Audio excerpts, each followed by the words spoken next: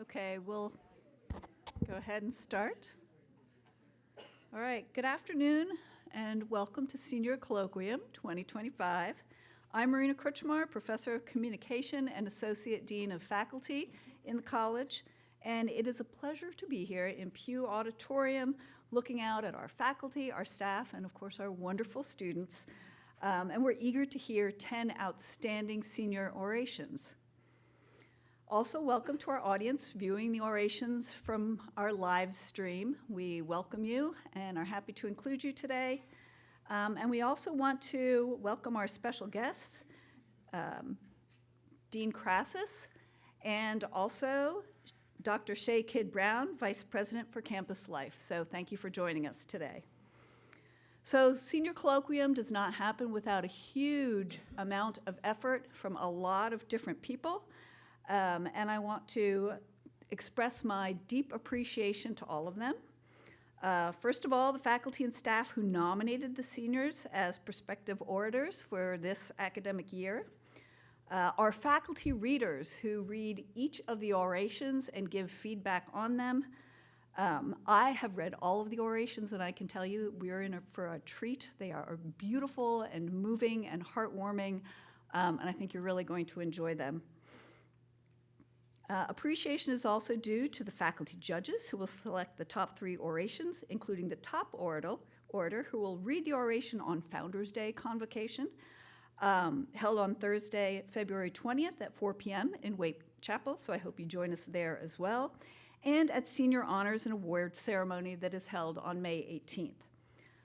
I want to thank my colleague, Dr. John Llewellyn, who gives feedback to the orators on their presentations. And finally, my colleague in the Dean's office, Sarah Frederick, for all her work coordinating the faculty, students, readers, judges, catering, the Howler, and working with our multimedia coordinator, Mark Wally, and manager of campus programs and operations, Lee Myers, to make this event possible. So I don't know where you are, Sarah, but thank you so much for doing all of that up in the booth. It is now my pleasure to ask Dean Crassus, who is also a professor of women's gender and sexuality studies, to offer some opening remarks and give her unique perspective on our senior orations. Thank you, Jackie. Thank you, Marina. My goodness, good afternoon, everybody. Welcome, and thank you for coming. We have lots of special guests out here. I've seen so far siblings and parents and grandparents and faculty colleagues and folks from the cabinet and folks I don't even know yet. So thank you for coming. It's a very special day today. And thank you to Associate Dean Kruchmar for her opening for today and for introducing me. Last year, in my first year as dean, I made a tremendous discovery. Something that's so very Wake Forest, and you're gonna guess what that is. That's what we're here for today, Senior Orations. It's a tradition that dates back to 1835, and it continues to elevate the importance of a thoughtful public discourse within the university community and far beyond. And now we're live streaming, which is amazing. Before I attended last year, I had already heard that this was, throughout the dean's office and from other colleagues, this was their favorite event in the academic year, that they truly cherished this opportunity. So when I saw Senior Orations for myself for the very first time last year, I saw how the event highlighted the richness, the breadth, the depth of our liberal arts education and our individual and collective devotion to our motto, Pro Humanitate. To step out of the intellectual world for a minute, I'll say it a little bit differently. I laughed, I cried, I enjoyed them all. They were clever, they were serious, they were historical and personal. They made us think and they made us feel. Today, we'll hear from 10 outstanding seniors, and as I read their names, remember, it's no small feat standing up in front of an audience like this and sharing in your own voice your labor of love. So with that, our orators today are Sydney Aiken, Zach Anderson, Lisi Chapin, Elise English, Douglas Giles, Charleston Kemper, Stephanie Liu, Heaven McDaniels, Ann Rack, and Lily Sutton. Congratulations to them all for all of their hard work and to their faculty members who helped them along the way. Each of these students will offer us a really unique perspective that will engage, delight, provoke, and challenge us. So everybody, let's silence our cell phones and give our undivided attention to our magnificent orators. Thank you.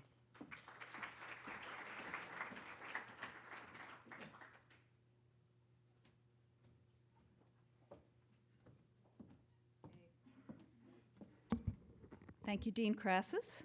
And now to our senior orators. Each student will be introduced by a faculty or staff member who nominated them and who knows the student well, and so can tell us a little bit more about them. And I have the honor of introducing Sydney Akins, our first speaker of this colloquium. Dr. Christian Miller nominated this student, but is not able to be here today, and so wrote an introduction, and I'm going to read this in the voice of Dr. Christian Miller. Okay, so Professor Miller says, "Hello, everyone. I'm so sorry I couldn't be here in person, but my name is Christian Miller, and I'm the A.C. Reed Professor of Philosophy. I have the tremendous honor of introducing Sydney Akins, who is from Knoxville, Tennessee. Sydney is a philosophy major in our department with minors in chemistry and in dance. She has taken 2 classes with me and is one of the best philosophy majors I have ever had during my 20 years of teaching. She always knows the material inside and out and asks really great questions and keeps me on my toes. Sydney plans to attend our Wake Forest School of Medicine and will be matriculating this year. Please, everyone, welcome Sydney Akins as she comes to the podium to deliver her oration entitled, "What is College For?"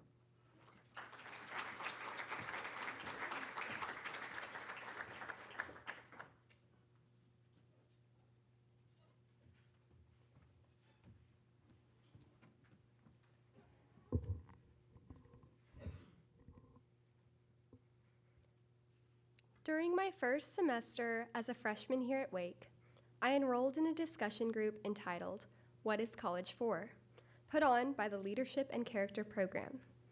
At the time, I was eager to find out the answer to the question, but truly unaware of all that I would gain from my experiences here over the next 4 years. Over several weeks, our small group, including students from all different years and backgrounds, set out to answer the question, "What is college for?" We decided that it is for gaining far more than the education and the degree.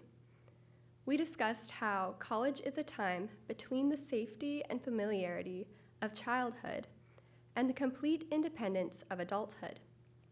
It is a time to engage with our community, learn about ourselves, and explore subjects beyond what is required for our career, yet arguably just as enriching. During my freshman year, I was surprised to find myself eager to wake up early for an 8 a.m. course. Despite never having been a morning person, I didn't want to miss the opportunities and lessons each day held at this new place I called home. Sophomore year, I fell in love with many areas of study, finding it difficult to decide on a major, but ended up choosing philosophy, which I can now confidently say was the right decision. My junior fall was when I went abroad to Madrid, and the world became my classroom as I visited 7 different countries. This experience brought me far beyond my comfort zone, posing new challenges such as meeting friends, confronting foreign cultures, and pushing myself to make the most of my short time there. I found myself right at home upon returning to Wake for my junior spring, hoping to make the most of my remaining time here. I learned how to face new challenges each semester with excitement and pride, knowing that they would all be learning experiences and would help direct my path.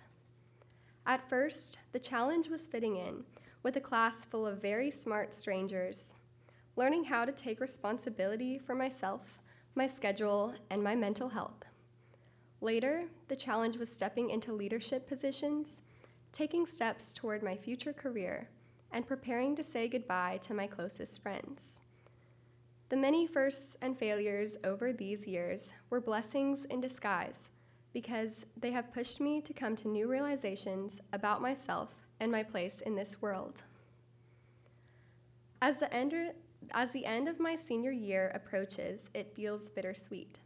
I know that I have truly gained all that I wanted and more over my years here, making me confident to move on to the next thing.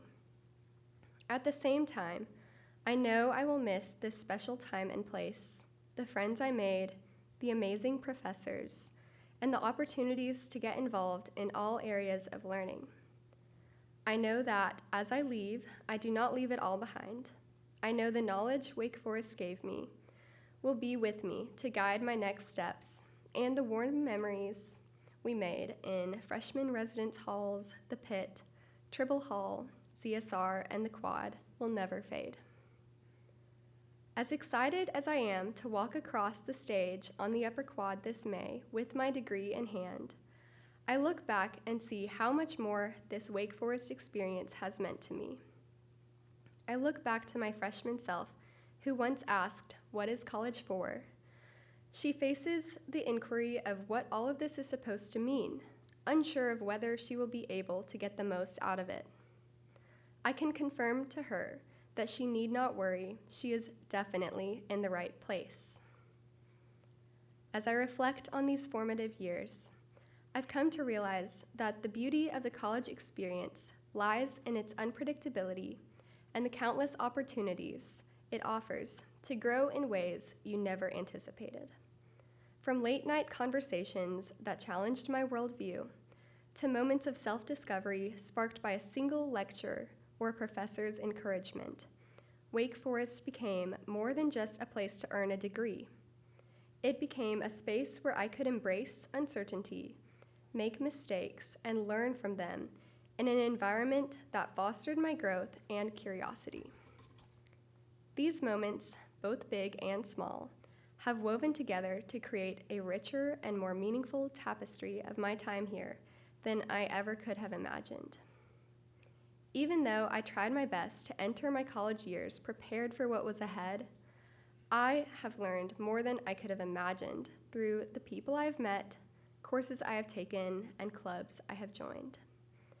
As someone who entered freshman year completely undecided on what to study, I'm grateful to see now how each step of the way, the people around me and experiences I had, were guiding me into the direction I am passionately headed in today. Each moment was unexpected, but turned out to lead me in the right direction. What Wake had in store for my education was more than what I could have planned for myself. And now I know what college was really for. Thank you.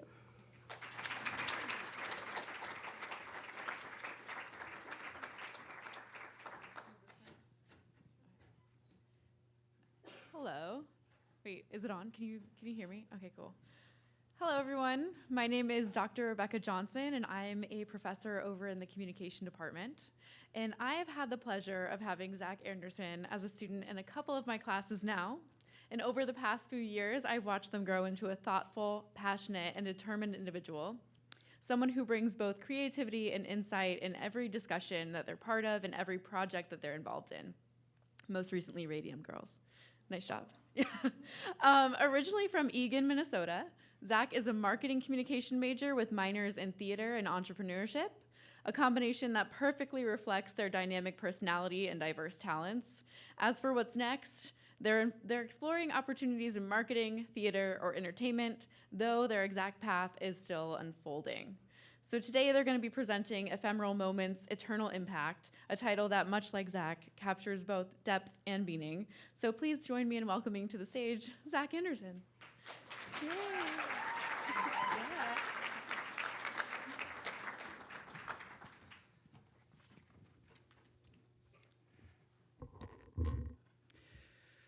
Theater is ephemeral.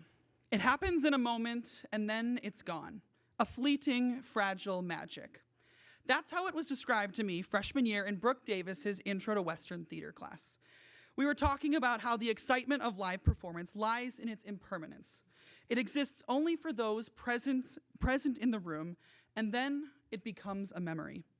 At the time, I thought of it simply as a truth about theater, but over time, I began to see how that same ephemerality defines so many moments here at Wake Forest.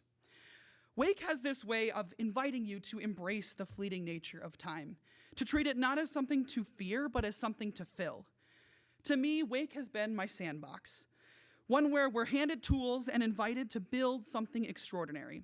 The possibilities are endless, and the only real rule is to take full advantage of the moment. And while some people construct perfectly crafted sandcastles, I've never been one to stay neatly inside the box. I'm the person off in the grass, building something wildly ambitious and probably throwing sand everywhere in the process. Some might call it chaos, but I call it creativity. That creativity has come to define me here. After directing the 25th annual Putnam County Spelling Bee, my friends coined a phrase that has now become my personal motto. Zach Anderson is not in the business of small. And they weren't wrong. Whether it's theater, leadership, a group project, or just the way that I approach life, I believe in going all in.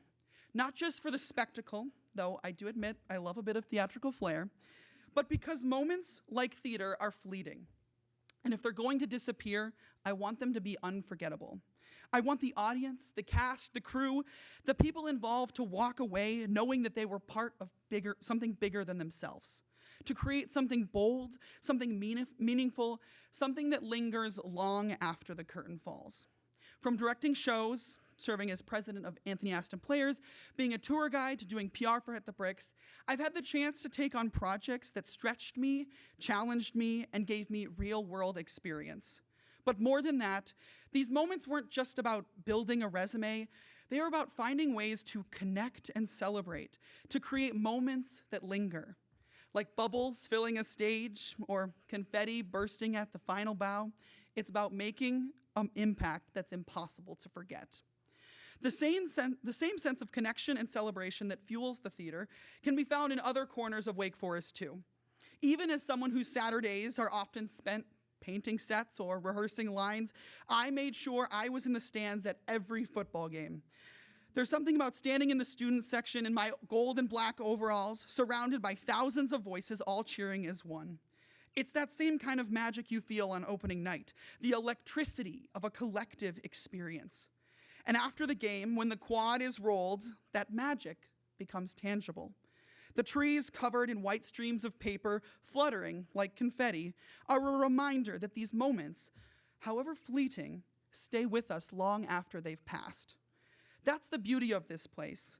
While some may say it's the Wake bubble, I think it isn't a bubble that shields you from the real world, but it's a place that transforms you, preparing you to thrive outside of it.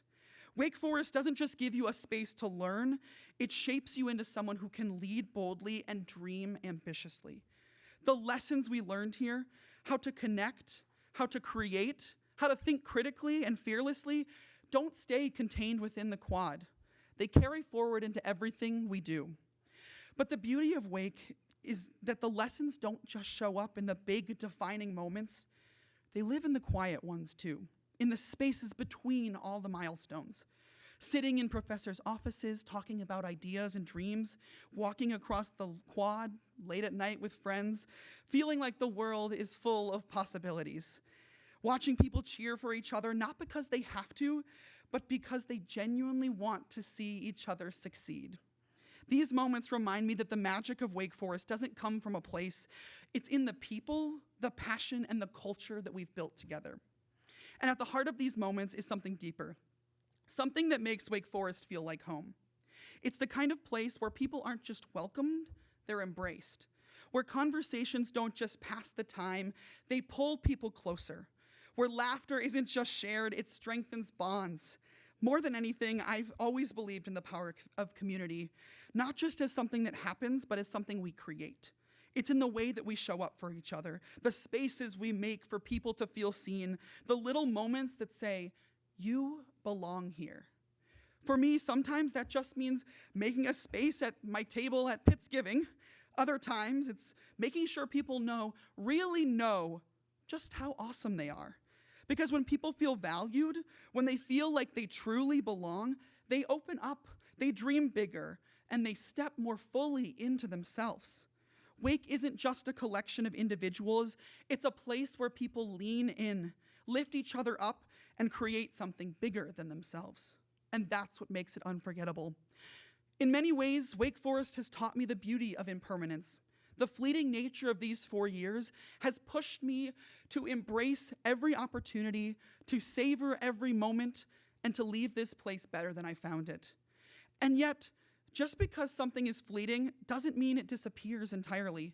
The memories we've made, the lessons we've learned, and the relationships we've built, those are permanent. They live on in the way we carry ourselves, in the work we create, and in the way we show up for others.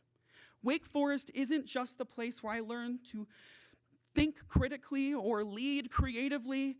It's the place where I learn to live fully, to build big, to throw sand, and to embrace the ephemeral magic of a moment, knowing that its impact can last forever. Thank you.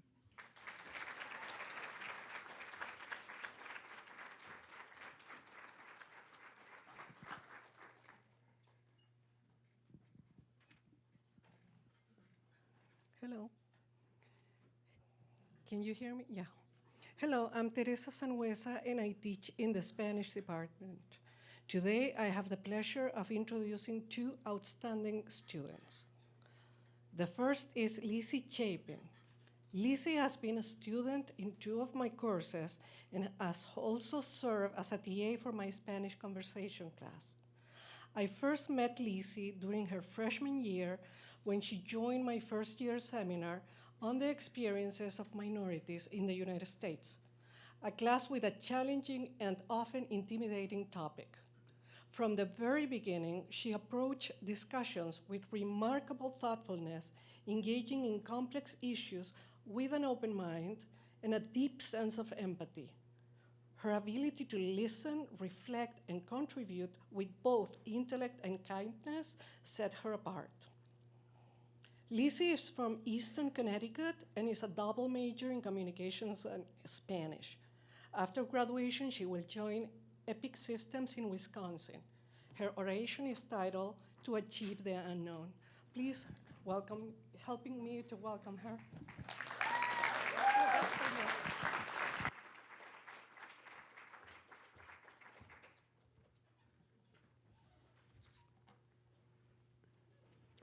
Growing up, I would avoid the unknown.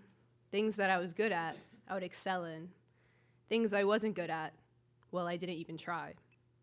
In 4th grade, I would be sent home from school whenever my ponytail got messed up because I didn't know how to do my own hair, and I did not want anyone to know that. So I'd tell the nurse I threw up. Until 5th grade, I didn't have any shoes with laces because I didn't know how to tie them. In 8th grade, I remember running alongside my friends as they biked around our neighborhood because I couldn't ride a bike as well as them. I missed out on countless pool parties because I didn't know how to swim, and in high school, I would avoid reading out loud at all costs because I would stutter over every word. I was so scared that my friends, teachers, and society would judge me because I didn't know how to do something that everyone else knew how to do.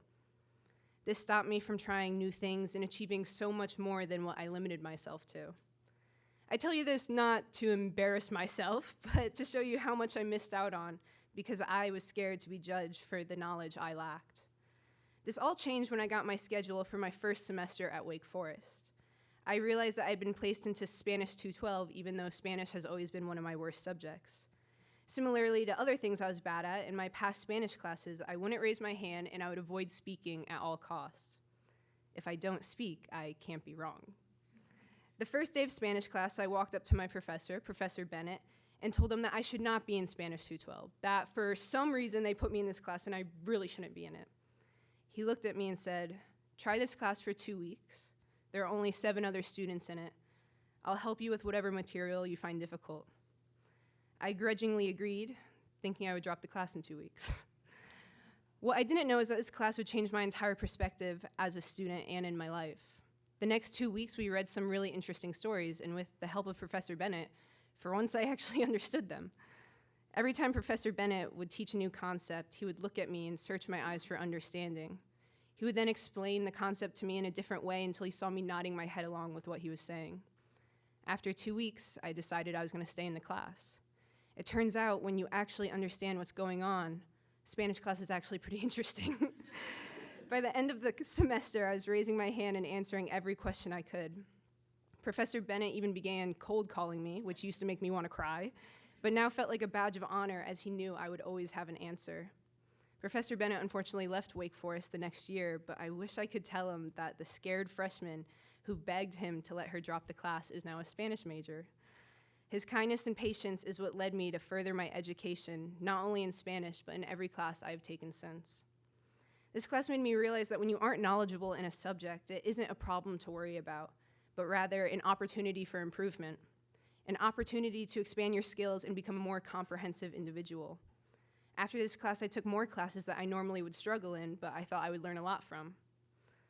In all of them, I achieved greatly and had amazing opportunities that I never would have experienced without pushing myself to expand my knowledge in the unknown. I started by taking a computer science class to learn more about coding. This decision ended up helping me get my position at a healthcare software company that I'll start in June following my graduation. Of course, I continued taking Spanish classes, which led me to Professor Sanhueza's class. I've taken a few classes with Professor Sanhueza, and in every one, she has driven me to exceed expectations, both hers and mine. I excelled in her class and was asked to be a teaching assistant for the 300 level class the next semester. I then decided to take a class on Irish women in film and literature, which became my new hyperfixation. I started doing my own research and was awarded the Richter Scholarship with the help of Professor Balzano. I had the opportunity to travel to Ireland and research a small printing press called the Dolman Press. Now I am an expert in the Dolman Press and have seen more published and unpublished works of writers and artists than anyone since the press was still operating. In a class I took called Drugs in the Media, once again, I became invested in the content. Our graduate teaching assistant, Gina Giorgio, asked me to help her do research for her thesis on how psychedelics are portrayed in the media. Other graduate students across the country are now citing her paper in their theses. These classes I took simply because I wanted to learn more about what I didn't know. In all of them, I asked every question I could think of that I thought would better my understanding of the subject. I gained invaluable experiences from all of them and realized that I loved learning about the unknown. I no longer thought twice about raising my hand to ask or answer a question. This lesson didn't only push me to try new classes, but influenced me to try other things that scared me. Even though I've never acted a day in my life, I starred in a sketch comedy show here at Wake. Even though my swimming ability is still questionable, I went surfing with Outdoor Pursuits over fall break. I've never traveled alone, but last spring I solo hiked the Pyrenees and part of the Camino de Santiago during my time abroad. I don't consider myself a runner, but I still completed a half marathon. I've always been afraid of heights, but I challenged that fear by going skydiving. I found myself setting new goals that I never thought I'd have the ambition or courage to achieve. Maybe to some of you, these achievements aren't overly impressive or extraordinary. But for the girl who is terrified she'd drown at the class pool party and refused to read out loud, these achievements mean everything. They're what led me to my newfound purpose of experiencing everything I can and plunging myself into the unknown. Too often do we fear looking foolish that we limit ourselves to what we know and what we are good at.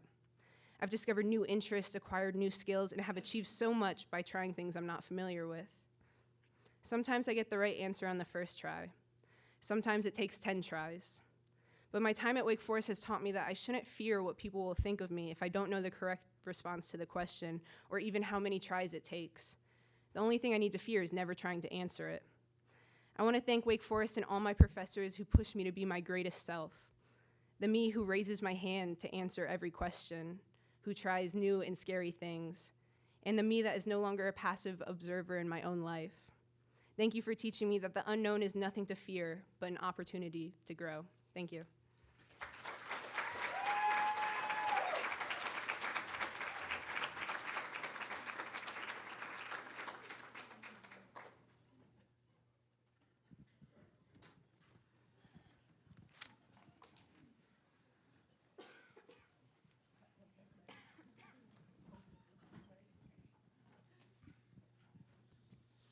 Hello, everyone. My name is Bradley Burrows, and I am the Director of Leadership and Character in Academic, Civic, and Religious Life and the Program for Leadership and Character here at Wake Forest. And it is my privilege and honor today to introduce to you Elise English.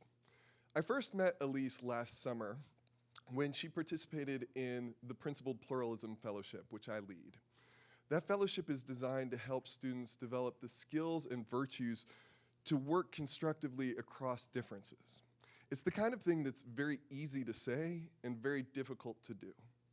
And yet, from the first moment I met Elise, I was so impressed with her commitment to doing that kind of difficult work, to finding common ground with others, and to collaborating even amidst pitched disagreements and difficult circumstances. Elise is from Dayton, Ohio. She's majoring in politics and international affairs, and she's minoring in sociology and students, education, and society. And after graduating, she plans to work in state and local government before pursuing a law degree. Please join me in welcoming Elise.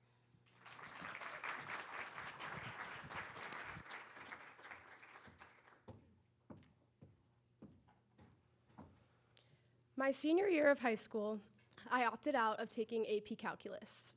I thought, surely, this would be the reason why I was not equipped for Wake Forest, or Work Forest, as my chipper tour guide referred to the university on my admitted students tour of campus that spring.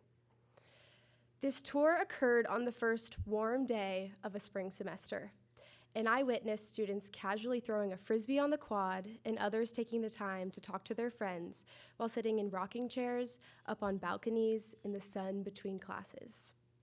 These scenes on campus seemed suspiciously perfect, and for an unexplainable reason, I was absolutely convinced that every single person I saw that day was smarter than me.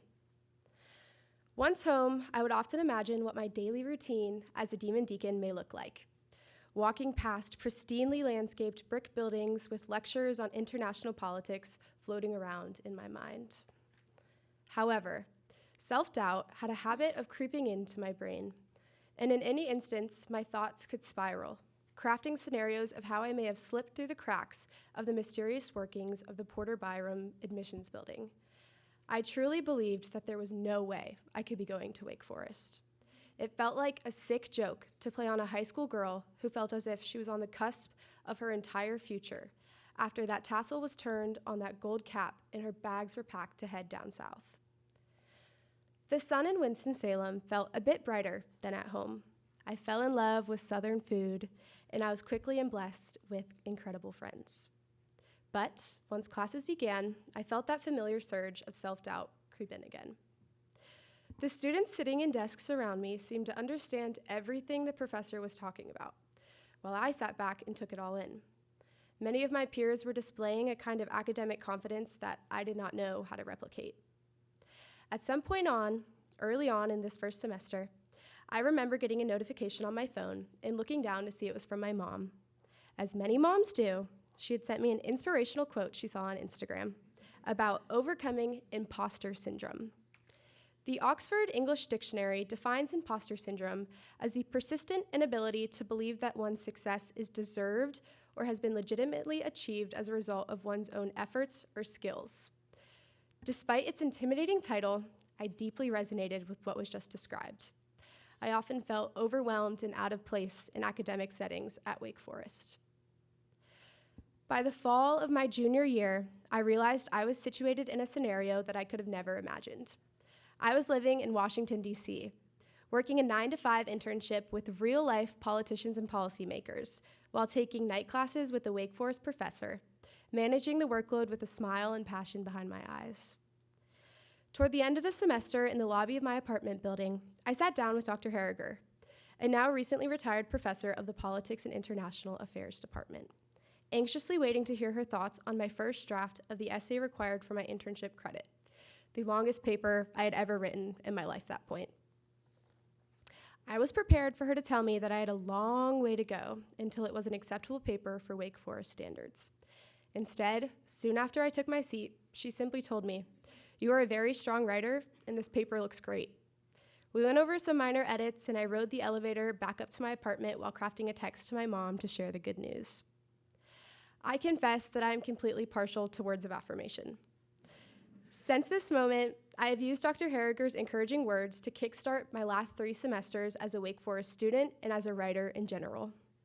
Although I still find my courses academically challenging and stimulating, I've been able to approach my life as a student with a new sense of confidence and excitement, knowing that my work and contributions in class are valuable and worthy of being heard. I view my Wake Washington semester as something of a turning point in my college journey, because it was a time when I had the opportunity to fully demonstrate to myself the extent of my capabilities. Time seems to pass very quickly in college. I spent the summer before my senior year away from home in Winston-Salem researching different aspects of character. On a particular day of this research fellowship, humility arose as a topic of discussion. I chose to initiate a conversation on imposter syndrome, inquiring if it could be synonymous with humility, or instead just self-deprecation. My peers seemed to fully engage in this conversation, some sharing similar experiences to my own. This conversation opened my eyes to consider imposter syndrome from a new perspective. The concept is not a type of protective mechanism to prevent me from getting into situations where I will not be able to stay afloat. Instead, it is a barrier, keeping me from engaging with what I want to experience and accomplish. I know that I was admitted into Wake Forest fair and square. I was never an imposter on this campus. I have learned that I have belonged here all along. Like the day I witnessed on my campus tour, I have experienced 3 of the first warm days of a spring semester. And when that day rolls around each year, I am always reminded of how far I have come. When this next spring arrives, I will be gearing up to leave Wake Forest as a more resilient and confident version of myself. I want to thank Wake Forest, with all of its wonderful people and opportunities, for guiding my transformation.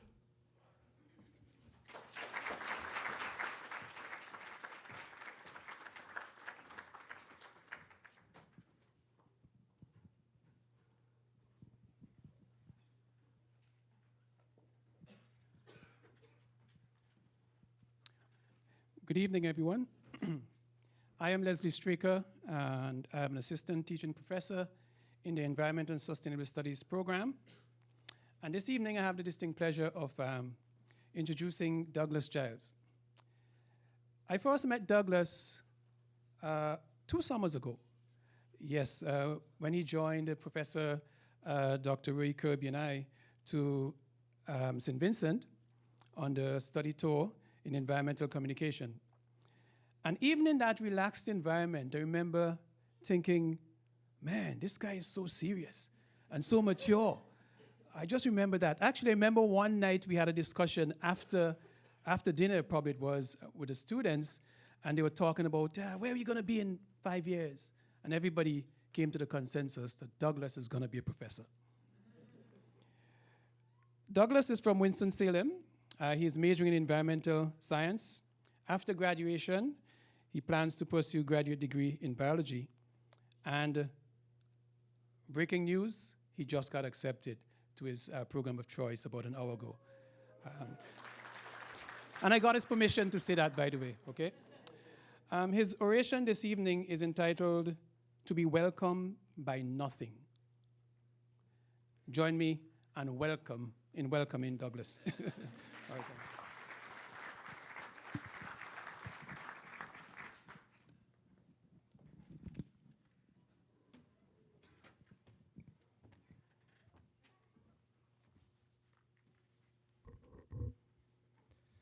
I'm walking through the forest. It is a dark, rainy, and reasonably chilly night as my classmates, professor, and I embark on a search for the wonders of the Costa Rican cloud forest. Our group of environmentally curious students from all across the United States had recently arrived to Monteverde, a small town that attracts 70,000 tourists every year to enjoy its wildlife and natural beauty.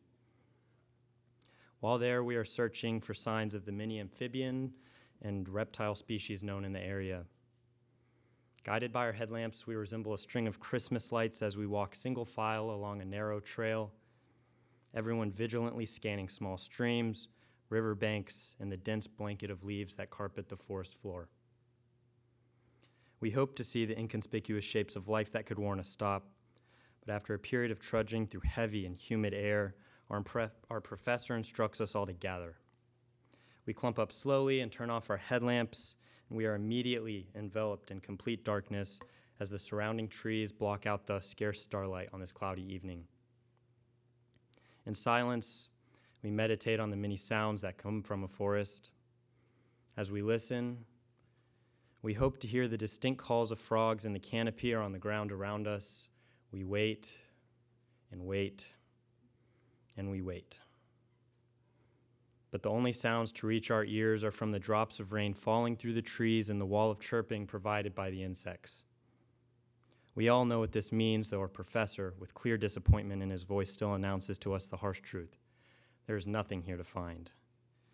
With the lights still off, he begins to reminisce about a time, maybe 5 or 10 years ago, when he visited this same forest. Then he had spotted dozens of frogs or lizards with relative ease, but now he tells us that the enveloping silence marks a troubling change. This occurrence is not unique to this specific plot of forest in Monteverde, but is indicative of a much larger phenomenon happening throughout the world, especially in these tropical environments. Since the 1980s, these amphibian species have seemed to vanish with almost no explanation. This devastation is true not only for areas that are heavily impacted by humans directly through development or habitat degradation, but also in the most pristine of environments. Even forests untouched by humans are no longer dominated by the calls of these frogs that are now mysteriously absent. This fact has puzzled scientists and led many to question over the last few decades about what could cause these anomalies. These are the questions that came to my mind as I stood, listening in the forest, listening in vain. Looking back, I'm almost overcome with a sense of dread that irreparable harm has been done. Today, the harm may be to this part of Costa Rica, but tomorrow it could touch any number of places in the world. If this trend continues, I'm afraid that when we go in search of nature, we could be welcomed by nothing. Our society is to blame for our current predicament. First, we have failed to understand our interdependency with the natural world. Human-induced climate change has resulted in significant ecosystem shifts even in the most protected areas. In Monteverde, for example, these climate shifts have altered cloud cover in the area, lowering temperatures and allowing the spread of chytrid fungus. This fungus burrows itself into the skin of amphibians, making necessary processes of life extremely difficult. How have we built a world in which we ignore the harms created by our indirect actions such as these? Second, as human beings, we have accelerated harmful environmental changes through our choices that prioritize our extravagances and conveniences. The carbon that leaks from society seeps in to harm ecological and environmental systems we could never anticipate. It is customary to weigh our choices for progress as a species against the impact of environmental change on other organisms. But choosing in this way ignores the uncomfortable truth that these changes also impact our own ability to survive. Finally, humans have shown little compulsion to act in the face of gaslighting of politicians, big business lobbies, and others who promote short-term gains from the degradation of our environment. Our apathy may also be fed by the fact that the natural world has previously demonstrated resilience to our exploitation. For instance, recently species thought to be extinct in Costa Rica have migrated to warmer and drier habitats. Life would seem to have a resilience that is capable of surviving even in the face of our selfish impulses. But for how long can we rely on this adaptive quality to redeem our careless choices? The truth is, we are causing rapid changes to Earth's ecosystems that have and will leave many species behind. But if humans are the major reason for why we are where we are now, it is my hope that humans, and especially Wake Forest students, can be part of the solution. The most obvious place to start to combat apathy is through knowledge. Our classes and the knowledge we gain help us to see not only the urgency of this situation, but also to recognize our ability to fight against environmental degradation. Of course, knowledge in and of itself is not sufficient. A second way a Wake Forest education can help us combat apathy is through firsthand experiences in the field. Whether it be study abroad trips like ones I've taken or will take to St. Vincent and the Grenadines, Cape Town, South Africa, Costa Rica, or the Lighthouse Reef in Belize, or working with professors in research settings, we can gain insights into the ways in which knowledge can be applied. And finally, a Wake Forest education can and should lead us to the moral imperative to act. Sometimes science, in its quest for objectivity, forgets its duty to also act in ways that better humanity. The Wake Forest motto of Pro Humanitate is not only an imperative for those in the humanities, but applies to science students and others as well. But the time to act is at hand, and we continue to test the resilience of life and Earth's biodiversity. If my experience in Monteverde teaches us anything, it is that nature has its limits. I know that the damage already done to these forests will be hard to undo. However, my hope is that through knowledge, real-world application, and a moral imperative to act, one evening I will return to that spot in the forest, turn off my headlamp, and as I listen, I will be welcomed by the sounds of the forest and the natural world, the music of the frogs.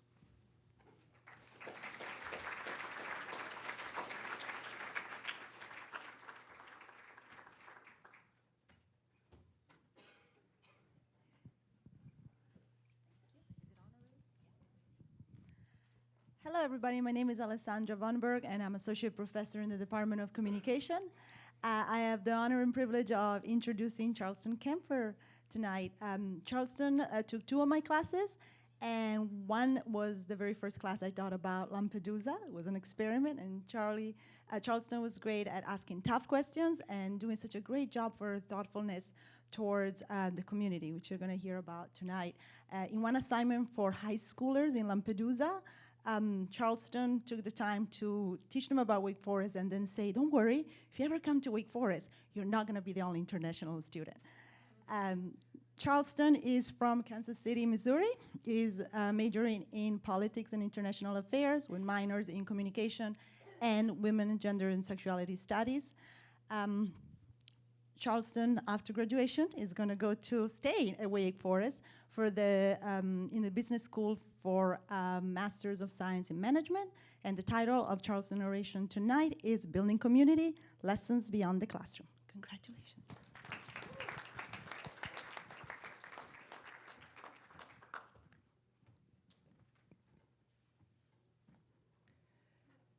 Good evening, faculty, family, friends, and fellow classmates. As I reflect on my educational journey, I see not just a series of classes and assignments, but moments that shaped who I am, and it's an honor to share some of these reflections with you today. 4 years ago, I believed success was a solo journey, a path I could navigate with grit, hard work, and determination alone. But standing here today, I realize that the greatest milestones in life aren't marked by what we achieve as individuals, but by those we experience with the communities that shape us, challenge us, and carry us forward. Growing up on a farm in Kansas City, Missouri wasn't just an experience. It was a way of life, a 24/7 commitment that shaped my values and my work ethic. Every day brought tasks that couldn't wait until tomorrow.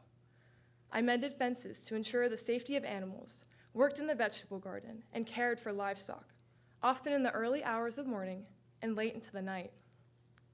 Over time, I learned that the trust I built with the animals wasn't something that could be rushed.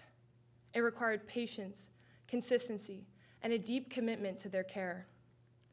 Each morning, as I fed them and tended to their needs, I knew that this investment of time and energy would be reciprocated in their trust. I was their caretaker, and in return, they relied on me to keep them safe and healthy. Witnessing their growth and knowing I was the one who helped them thrive became my purpose. I took immense pride in knowing that their well-being rested on my shoulders. It was my responsibility, my job, and when done faithfully, my success to claim.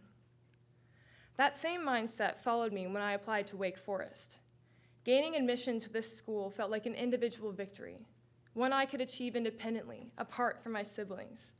I thought my work ethic, so deeply tied in solitary accomplishments on the farm, would carry me through college. Upon arriving at Wake, my approach to academics began in the same way I'd approached the farm, focusing on tasks that provided evidence of my own success, measuring my worth through tangible outcomes. But at Wake, that connection between effort and achievement felt more elusive. There were no clearly measurable accomplishments at the end of each day. And without that immediate sense of purpose and reward, I began to feel disengaged and isolated. My independence, once my greatest strength, was no longer enough for me to thrive. One of the most meaningful moments in my academic journey came early on in a politics class, one that didn't just challenge me intellectually, but pulled me out beyond the classroom and into the heart of my community. As part of a project, we worked with ESL students at Northwest Middle School. Sitting with those students, hearing their stories, and helping them navigate academic challenges opened my eyes to the power of education beyond textbooks and texts. It was a lesson in empathy and resilience, and of the responsibility we have to lift others up and empower them to succeed. These lessons ignited a passion in me to seek out more opportunities to engage with the community through my other classes. I joined communication courses that motivated me to continue engaging with children in Forsyth County schools. I helped shop for and donate items to the Chic Shack, a free thrift store for students that provides clothing and essential items to those in need. By working alongside my peers, selecting quality items, and ensuring a diverse range of options, we were able to create a welcoming space where students would be able to access necessities without any financial burdens. I also led marketing and awareness strategies for a school supplies drive in collaboration with Forsyth County School Districts. As part of this project, my communications class launched an initiative where students could donate 3 school supplies items in exchange for a ticket to the Winston-Salem Fair. This effort both raised awareness about the lack of resources for public schools in our community and resulted in a collection of hundreds of school supplies items for children in need. As I continued to branch out and explore new courses, I discovered the Department of Women's Gender and Sexuality Studies, and through one of these courses was given the opportunity to moderate my first WGS symposium. While unnerving, this experience challenged me to think critically and engage deeply with issues of equity and justice. And as with my work with young students, this challenge reinforced a powerful truth, that learning is most transformative when it extends beyond the classroom and into the community.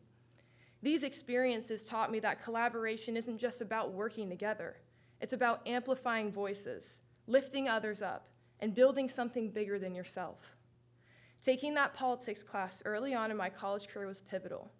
It sparked a realization in me that education and service are not separate paths, but deeply connected. And from that moment forward, I have sought every opportunity to integrate them. Now, as a political science major with minors in women's gender and sexuality studies and communication, I've learned that the greatest challenges and the greatest rewards come from a collective effort. Political science taught me about systems and structures and the ways communities can advocate for justice. Women's gender and sexuality studies challenged me to think critically about how our identities are interconnected and how we can uplift one another. And communication reminded me that our words have the power to unite people and inspire change. The Wake Forest community has transformed me. It has shown me the enduring value of shared effort, mutual support, and collective achievement. My academic journey shifted from merely proving myself to finding myself through serving others. I have taken great pride not in standing alone, but in standing with and for others. Whether leading a group project or participating in community organizations, it's become clear to me that the skills that I honed on the farm, patience, consistency, and commitment, were not just useful for individual success, but they were tools for building stronger communities. Wake has shown me that success is not just about tangible accomplishments or individual victories. It's about the people we impact, the connections we make, and the meaningful ways in which we all contribute to something larger than ourselves. I am filled with gratitude for these experiences and for the ways they have shaped me, both in and beyond the classroom.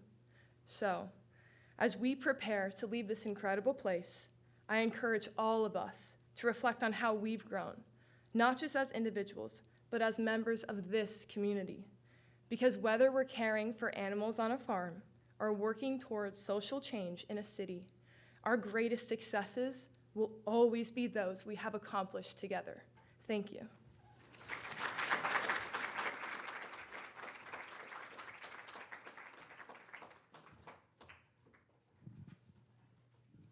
Hello again. I'm Teresa Sangüesa in the Spanish department. The second student that I have the privilege of introducing is Stephanie Lu. Stephanie was a student in my Spanish American theater class where she was an excellent student. Beyond her academic strengths, she showed great initiative by helping me navigate some of the course logistics during a particularly challenging semester. Her support, resourcefulness, and willingness to step up made a real difference, and I deeply appreciated her dedication, not just to her own learning, but to creating a positive classroom experience for everyone. Stephanie is from Denver, Colorado, and is majoring in health and exercise science with a double minor in biology and Spanish. After graduation, she plans to work for a couple of years as an EMT before pursuing her physician assistant training. Her oration is titled, "We Are Not Yet Made." Let's welcome her. Thank you.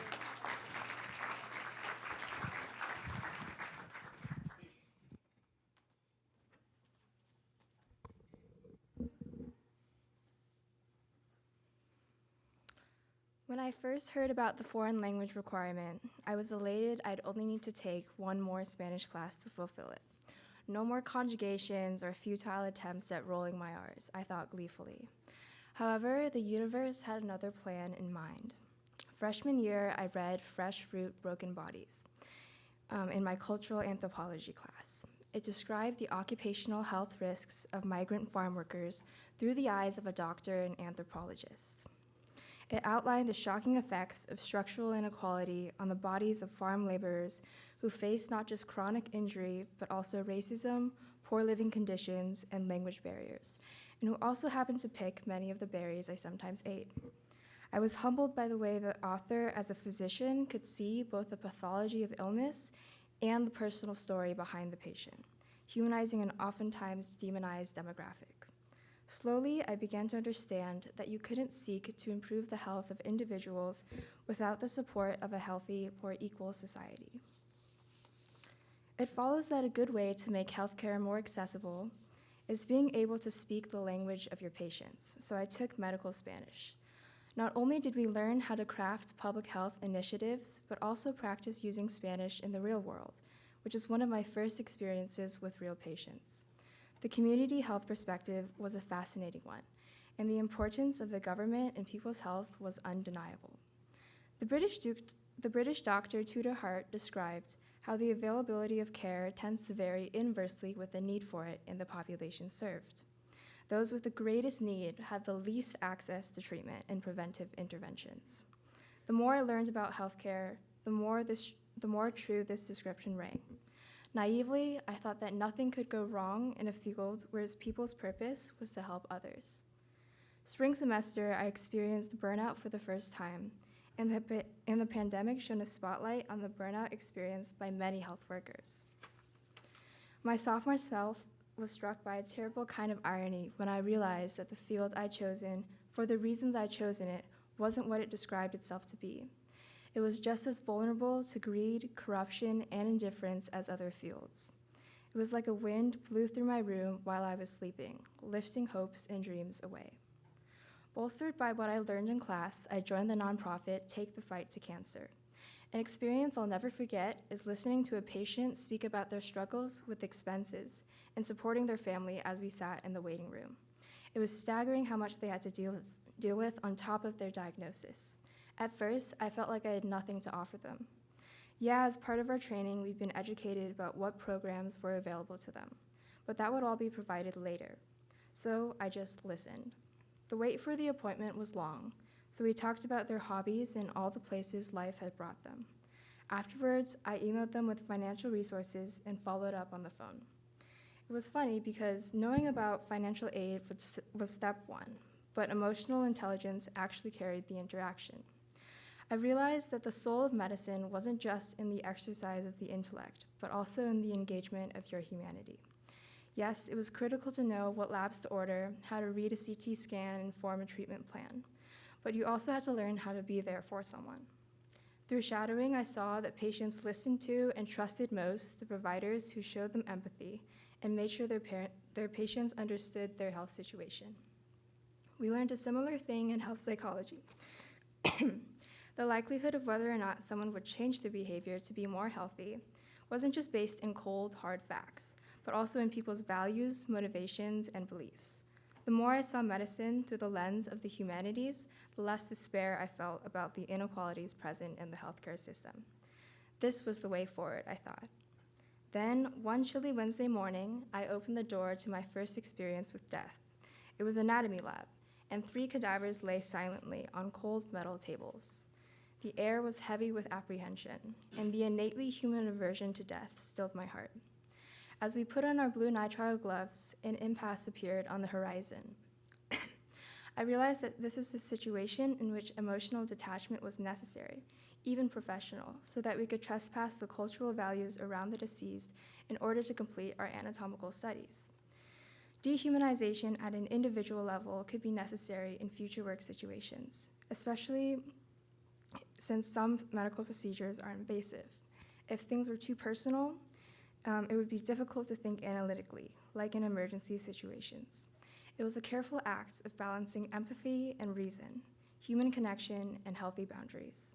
Sometimes it required a sense of distance to move forward. It was easy to fall into the trap of compassion fatigue, and it could be hard to come back from that sense of removal. Again and again, I understood that it took effort to keep your humanity and to see the humanity in others. To be human is to know that you can always be unmade.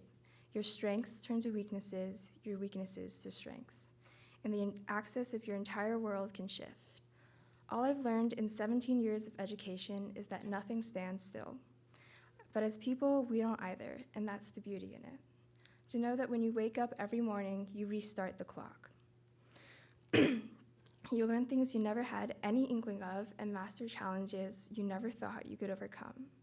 You retain the earnestness of your younger selves and the iron strength of your struggles. You are always just beginning. Thank you.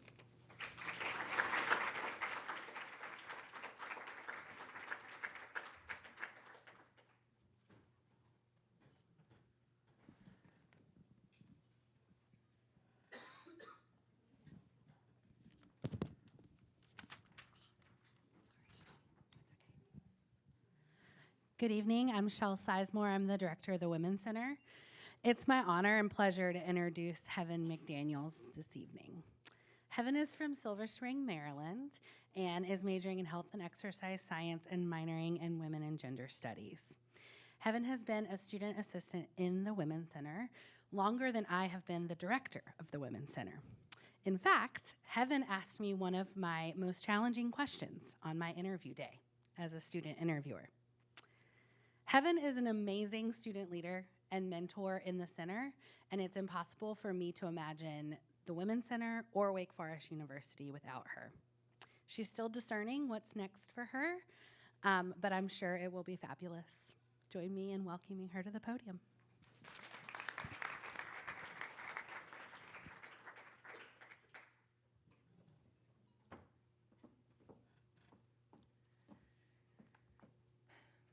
On April 27th, 2021, multiple screams could be heard throughout my house. I stood in the middle of my kitchen, sobbing. I had just gotten the best email I'd ever received. Days before college decisions were due, Wake Forest offered me a full scholarship to their university. I could not believe it. My mom, dad, and brothers were screaming and hugging, all reading the financial aid and scholarship letter repeatedly. I was in such disbelief that I even called the school the following day to make sure my eyes were working correctly and that this was, in fact, a genuine offer. My biggest dream had come true. On August 18th of this same year, freshman move-in day, I was found in a very similar position, except this time I was sobbing in the middle of my brand new dorm room in Johnson pre-renovation. And my tears didn't stop there.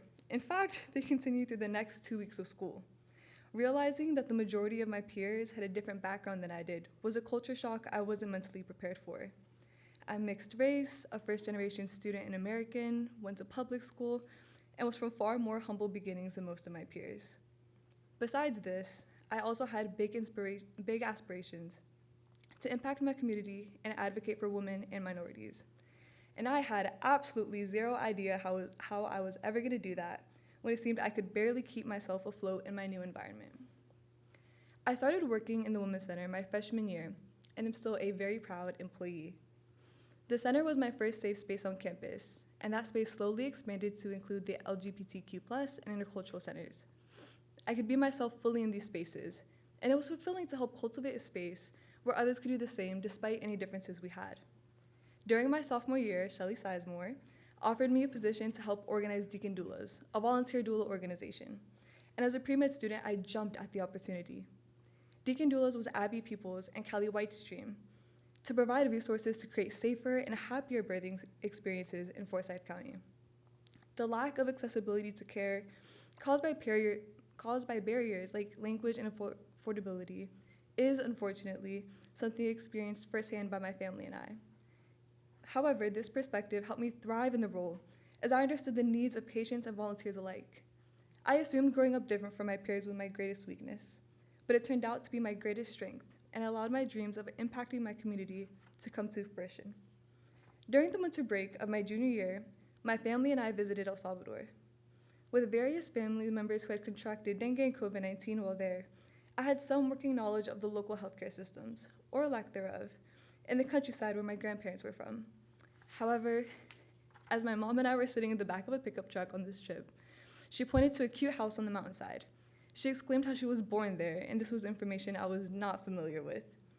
This revelation piqued my interest in what women's health looked like in El Salvador, and I found that they had one of the highest rates of cervical cancer in Central America. I knew I had wanted to do a Richter and a broad research scholarship offered here, and until that moment, I was really struggling to find a topic. As a health and exercise science major, I've learned a lot about the social determinants of health, and I wanted to get to the root of this problem. I knew just looking at the raw research numbers wouldn't answer my question, and the only people who could help me answer it would be the women and doctors in El Salvador themselves. I went to Dr. Irby, my epidemiology professor at the time, with thoughts of a research concept and a dream. With Dr. Irby's guidance, a lot of it, she was absolutely spectacular. She taught me everything I needed to know to submit my application. After being awarded the Richter, I spent last summer in El Salvador. The purpose was to get a deeper understanding of the barriers that women in rural and urban parts of El Salvador face in receiving adequate education and healthcare. I wanted to learn how these systems intertwined in these women's lives, hopefully revealing an answer to the high cervical cancer rates. And while I am thankful to have learned so much about how the systems operate in El Salvador, I am eternally grateful for the women I interviewed. The strength to be vulnerable and share their experiences, hardships, dreams, and desires with me took a lot of courage. I learned how hard some of them fought to be heard and taken care of in the medical system. They recounted stories of being discouraged from seeking education at all, and described abuse and assault that was a result of a culture rooted in machismo. Our conversations made me realize the necessity of uplifting these women's voices, because these women's voices sounded eerily similar to the voices heard from pregnant patients of color in Forsyth County, and their concerns matched those of the woman who explained to her doctor how she couldn't afford her breast cancer treatments while I was shadowing at Atrium Health Wake Forest Baptist. And their cries were the exact pitch of the ones I heard in the Women's Center in November as students began to fear for their rights as a president was elected who has repeatedly proven that he has no desire to protect marginalized communities. And these experiences remind me of the words of Audre Lorde. I am not free while any woman is unfree, even when her shackles are very different from my own. I dream of a society where patients, no matter their background, are educated in how their bodies work and are empowered to take control of their health without the looming fear of being unable to afford it. Coming into Wake Forest, I knew I was ultimately working towards a white coat. And still, as I'm leaving, I realized that my greater calling is to pursue this dream of using medicine and education to overcome the barriers and obstacles that minorities face in receiving care. Honestly, I'm not exactly sure what the next step is, but Wake Forest has taught me to embrace the unknown with open arms, after a few tears, of course. And through these last 4 years, Wake Forest faculty, professors, and community have made dreams come true that I never thought someone like me even had the right to dream of. I would like to thank my university for seeing something in me that I could not see back in 2021, and for giving me the opportunities and support systems to turn me into a student with the confidence and audacity to chase this dream. Thank you.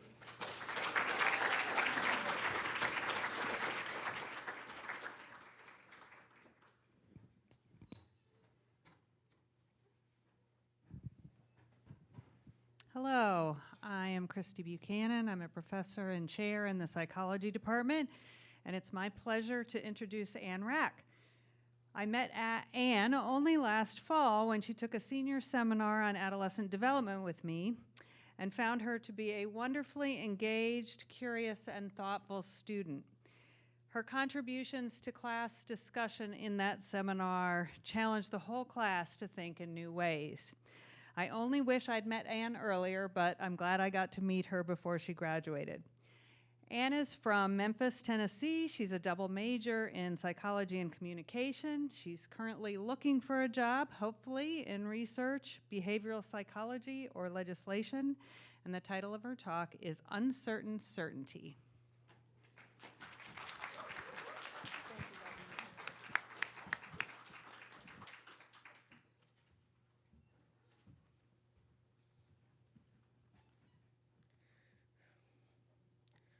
When I first entered the gates of Wake Forest as a student in August of 2021, I was terrified. Like many freshmen, I worried that I was not smart enough to be here, would not be able to make friends, and would not find a home for myself on this campus.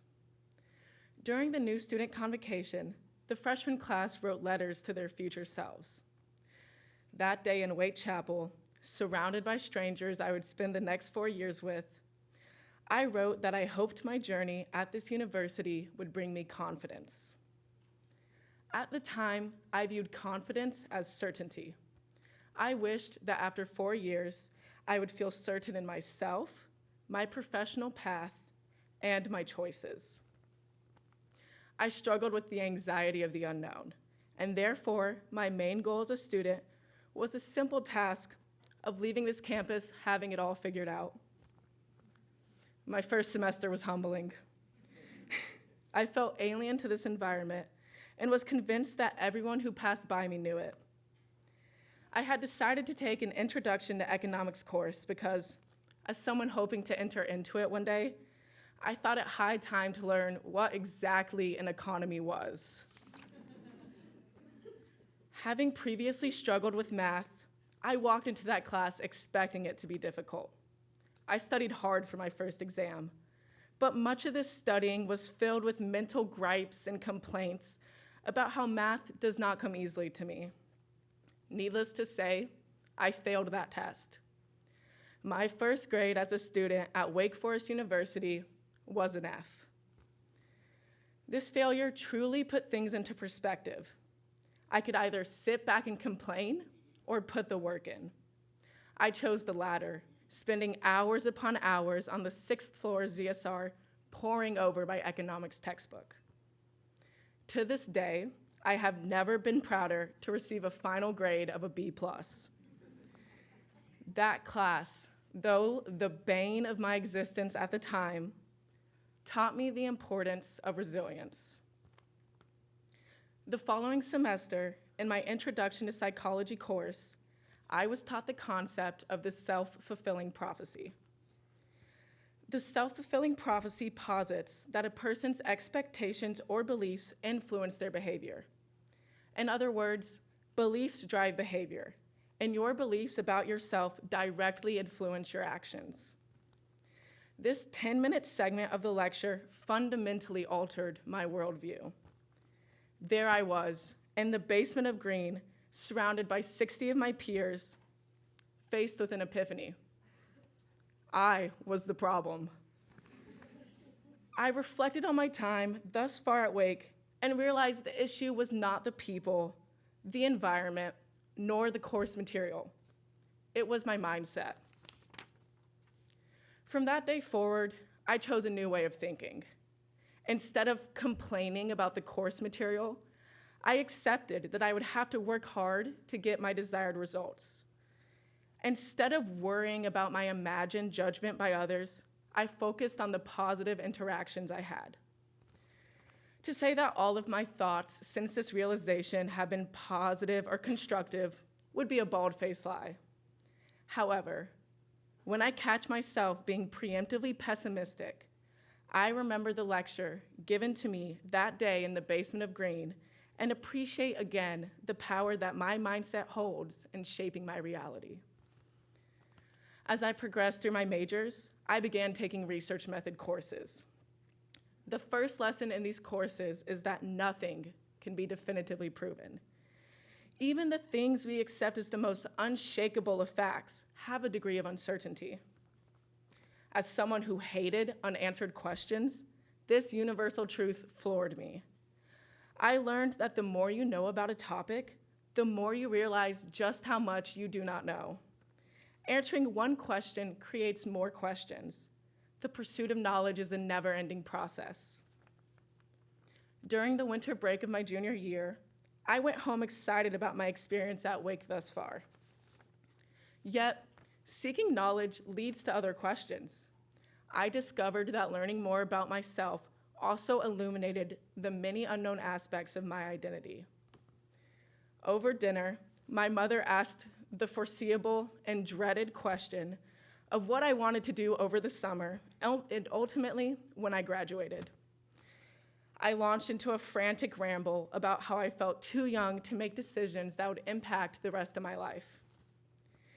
In response, my mother offered one of the most reassuring and horrifying pieces of wisdom I have ever received, that she has always felt 22. Though I am still a few months shy of meeting that mark, I cannot imagine that I will wake up on my birthday with all of the answers. Yet my mother, the source of stability and reassurance throughout my life, feels only marginally older than I am. In that moment, it became clear to me that the certainty I longed for was nothing more than an illusion. When I began my journey at Wake, I believed confidence meant feeling assured about my path. Now, I cannot say much with certainty, but I can say that despite the best wishes of my freshman self, I will certainly not leave this campus having it all figured out. Today, as I contemplate what I will be in 1 year, 5 years, or 10 years, I cannot provide a clear answer.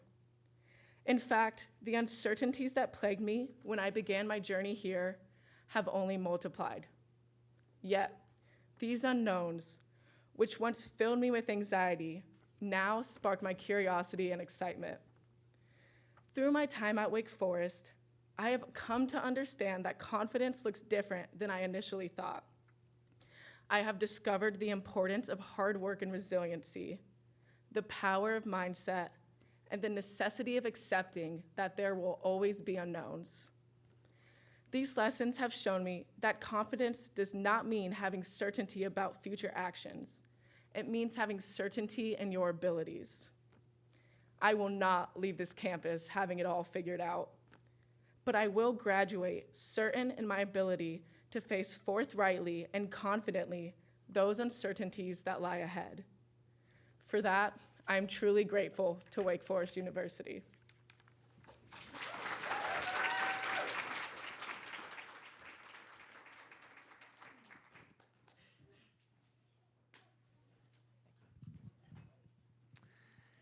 Hello, I'm Michael Lamb. I'm Associate Professor of Interdisciplinary Humanities and direct the program for Leadership and Character. And I'm delighted today to introduce Lily Sutton.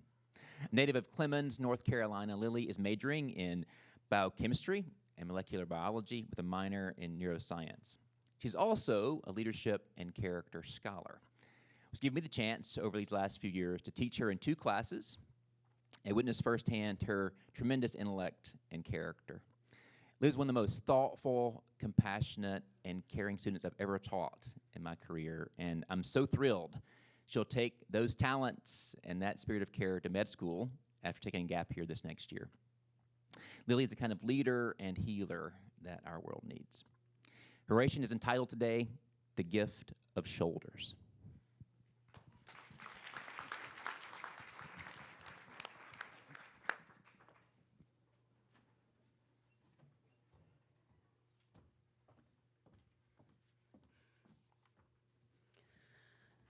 My skin was sticky with sweat as I tried to sneak quietly into the entryway. As many Wake Forest freshmen do, I had made the mistake of trusting my journey from Babcock Hall to Apple Maps, which inevitably led me to the opposite end of campus from where I needed to be. This was how I found myself out of breath after walking up the notorious hill towards Porter Byram. I tried to make myself as invisible as possible as I entered late into an orientation welcome reception. I cringed inwardly as I made eye contact with the professor who would teach my first year seminar as he addressed me and the students surrounding me. I hate being late. As the panic of my tardiness faded and my skin cooled, though, I could take in what he was saying. At some point in all of this, someone had passed me a slip of paper, a copy of a poem that my professor read to us at the end of his introduction. That same piece of paper, with a few extra folds now, sits at home, glued into my scrapbook. The poem is by Naomi Shihab Nye, and it is titled Shoulders. I will read it to you now. A man crosses the street in the rain, stepping gently, looking 2 times north and south, because his son is asleep on his shoulder. No car must splash him. No car drives too near his shadow. This man carries the world's most sensitive cargo, but he is not marked. Nowhere does his jacket say, fragile, handle with care. His ear fills up with breathing. He hears the hum of a boy's dream deep inside him. We are not going to be able to live in this world if we are not willing to do what he's doing with one another. The road will only be wide. The rain will never stop falling. At the time of its reading, I found the poem beautiful, but it was not until later that I really felt its meaning. Although I live only 20 minutes away from campus, I found Wake Forest to be a completely different world. I looked around at others and expected to find my place as easily as they seemed to, and wondered what fault existed in me that I hadn't. I expected to fall immediately into having a sense of belonging here. Instead, I faced a quietly nagging voice saying that I didn't. I resented this feeling of rootlessness and resented even more my perceived inability to adjust. It was only in the voicing of these feelings that I found freedom from them. I shared this unshakable feeling of being unmoored with the same professor who read Nye's words to me a few months prior.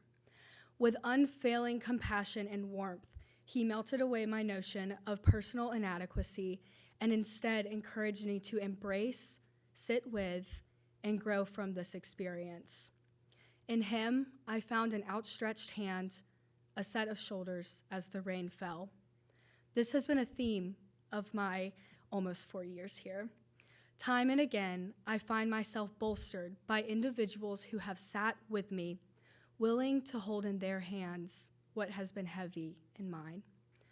I have been carried to this point by a multitude of shoulders, strengthened with their grace and earnest compassion. Even when I most believed that I was lost, I was never truly unmoored here. Rather, I just needed to be reminded of the many ways that I am being carried. Although it doesn't seem so long ago now that I was a nervous freshman, it is hard to imagine now feeling rootless in this place. Reflecting as a senior who, like many of us, is arguably over-involved on campus, Wake Forest has made an indelible stamp on my heart. While all my semesters here have borne the mark of the shoulders of others, I have had the honor and privilege to serve as a set of shoulders myself. I've been a mentor and leader in various groups on campus, whether it be in a religious organization, social sorority, or in the symphony orchestra. Working intently to cultivate community and belonging is when and where I feel most myself. In my time serving as a deacon doula, I'm able to advocate for and empower women as they bring their children into the world. In my friendships, too, I hope I have been a reserve of strength for them in the same way they have been for me. To recognize my own capacity to be a set of shoulders is arguably the greatest gift this place has given me. This is the enduring spirit of Wake Forest and is my own reigning definition of pro humanitate. To be a set of shoulders is the greatest gift and also an inherent calling of our humanity. The road will continue to be wide, and the rain will continue to fall. And we, the we of this campus, the we of this world, will have the sacred opportunity to continue to carry one another. That is what I have learned from this place. I am both the sleeping boy and the man crossing the street in the rain. We all are. Wake Forest has become home for me, and I have done my best to make it a home for others. It is at once a joyful and bittersweet feeling to know that I have made such a place for myself here. I am so lucky to have loved this place and to have been loved back by it. In this next chapter, I can only hope that I will continue to carry others well and allow myself to be carried. Thank you.